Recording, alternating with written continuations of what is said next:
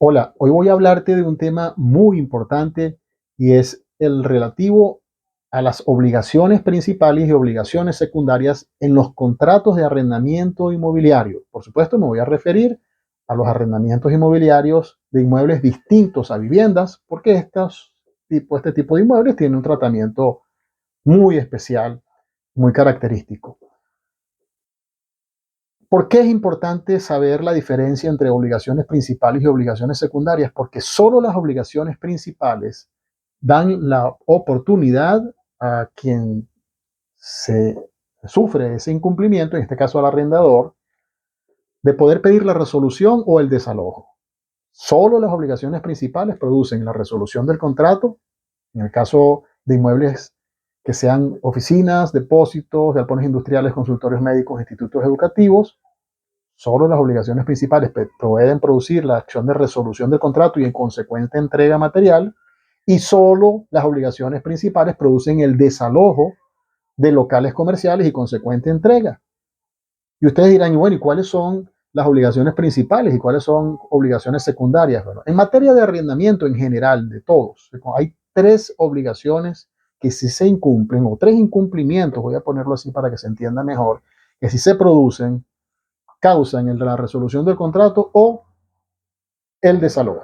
Primera obligación que tiene principal un arrendatario es pagar. Si incumple con el pago, ahí hay la posibilidad de pedir la resolución del contrato y o el desalojo si se trata de locales comerciales. Segunda obligación principal, darle el uso al inmueble para el cual fue arrendado, no solamente en cuanto a la actividad que deba desempeñarse, sino al tipo de uso, al buen uso, lo que llamamos en derecho el como un buen padre de familia, es decir, tratar el inmueble, usarlo de acuerdo como está establecido en el contrato y de manera correcta. Y la tercera obligación que le impone la ley al arrendatario es no subarrendar, no ceder el contrato de arrendamiento. Cualquier incumplimiento de estas tres obligaciones produce la resolución del contrato y produce también el desalojo del inmueble en el caso de locales comerciales. Las obligaciones principales no producen ni la resolución del contrato ni el desalojo. ¿Cuáles son las obligaciones secundarias? Hay muchas. Por ejemplo, que el arrendatario suscriba una póliza de seguros, que pronto tenga alguna obligación particular con el arrendador X, que se pacte en el contrato. De pronto hay determinados tipos de conductas que el arrendatario debe asumir, que no son necesariamente la falta de pago, que no son necesariamente la prohibición de subarrendar, que no es necesariamente un uso determinado del inmueble, pero si estas cláusulas establecidas en el contrato el arrendatario no las cumple, lo que puede pedir el arrendador es el cumplimiento ante un tribunal. Mira, yo pido que me cumplas con esto, pero nunca la resolución y entrega del inmueble, nunca el desalojo y la entrega del inmueble. ¿Qué recomiendo yo para ampliar el margen de obligaciones principales que lo establece la jurisprudencia? Es totalmente posible, inclusive las mismas leyes se desprende de ello.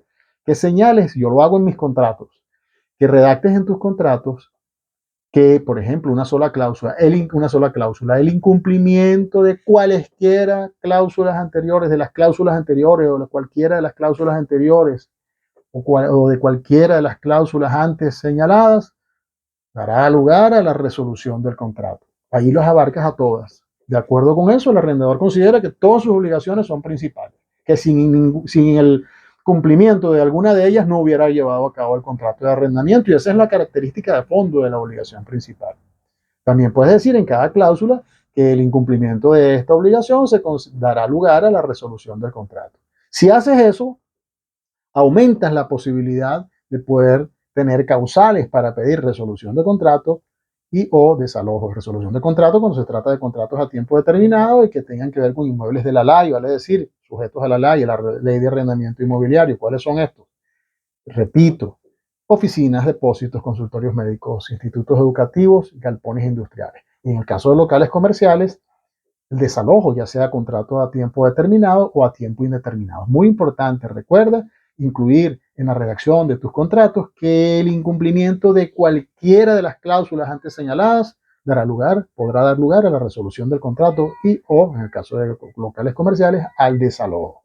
Hablo para ti, Enrique Herrera Silla, soy abogado especialista en temas inmobiliarios, corredor certificado de la Cámara Inmobiliaria del Estado Miranda, autor de varios libros relacionados con temas inmobiliarios.